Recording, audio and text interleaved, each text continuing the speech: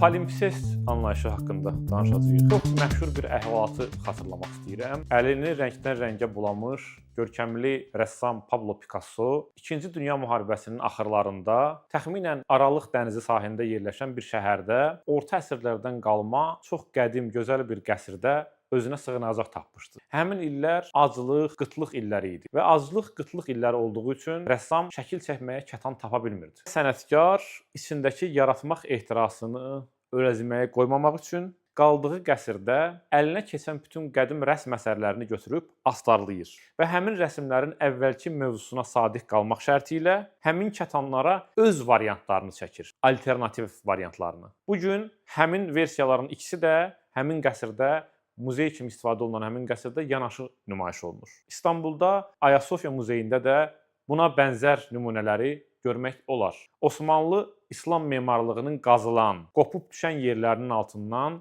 Bizans xristian freskaları boy göstərir. Bu, belə demək olarsa, tarixin photoshopudur ya da sənət termini ilə desək, palimpsest. Palimpsest Latın dilində yenidən qazılmış deməkdir. Yəni ki, yeninin silinib getməyən köhnənin üstünə yazılaraq qat-baqat olduğu həqiqətlər toplusu. Bu, şəhərlərin tarixində də mövcuddur, əsərlərin tarixində də, memarlıqda da, incəsənətdə də. Palimpsest mətnlər arası əlaqə qurmaq fəndidir. James Joyce'un Ulis romanı, Thomas Eliot'un Bəhrəsiz torpaq poeması, Umberto Eco'nun Qızıl Gülün adı kimi əsərləri palimpsest əsərlərdir. Yəni qat-baqatdır, arxasından başqa əsərlər boylanır. Bu əsərlərin hər birinin altında başqa bir əsər, başqa bir mətn, başqa bir gerçəkliyin hissəsi var.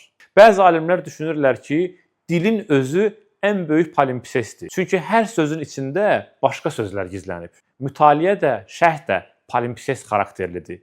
Çünki hər hansı mətni təhlil edən şərhçi də mətnin altındakı başqa qatları qazıb üzə çıxarır.